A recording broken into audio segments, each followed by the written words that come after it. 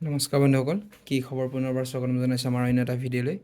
আজিৰ ভিডিঅ'ত আমি কেইটামান গুৰুত্বপূৰ্ণ MCQ বা শ্বৰ্ট কুৱেশ্যন আমি ডিছকাছ কৰিম আগন্তুক ADRE বা আছাম পুলিচৰ কাৰণে।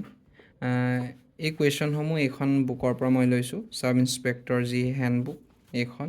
আপোনালোকে যদি বিচাৰে এইখনো ল'ব পাৰে আৰু ভিডিঅ'টো শেষলৈ চাব।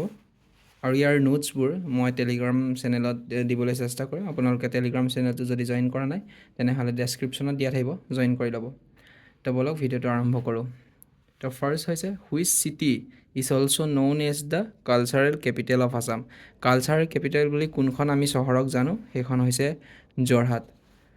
Which forest is single handedly planted by যাদৱ পায়েং। যাদৱ পায়েঙৰ দ্বাৰা যি ফৰেষ্ট নিৰ্মাণ কৰা হৈছিল সেই ফৰেষ্টখনৰ নাম হৈছে Molai forest. In which year Kaziranga was designated as reserve forest for the first time.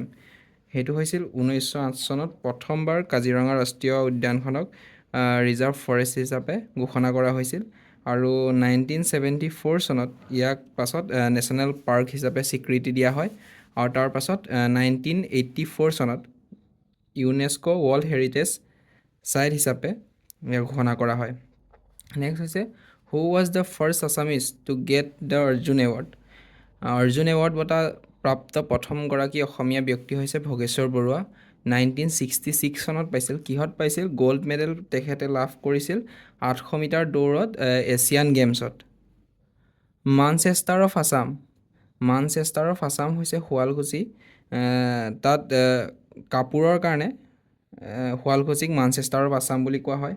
আৰু ইণ্ডিয়াৰ মানচেষ্টাৰ চিটিখন হৈছে আহমেদাবাদ, গুজৰাট ৰাজ্যৰ যি কেপিটেল আহমেদাবাদ, তাক মানচেষ্টাৰ অফ ইণ্ডিয়া বুলি জনা যায়।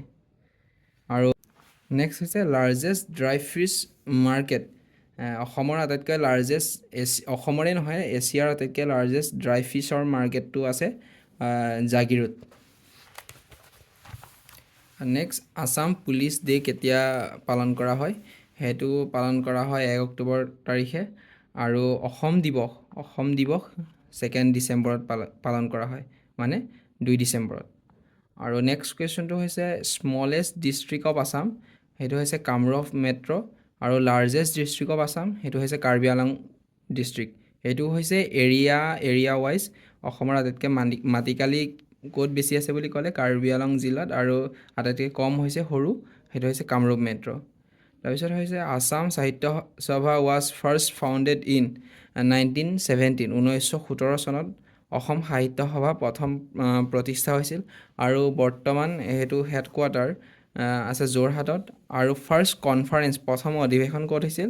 সেইটো হৈছিল শিৱসাগৰত। আৰু ফাৰ্ষ্ট প্ৰেছিডেণ্ট প্ৰথম সভাপতি আছিল পদ্মনাথ গোহাঁই বৰুৱা।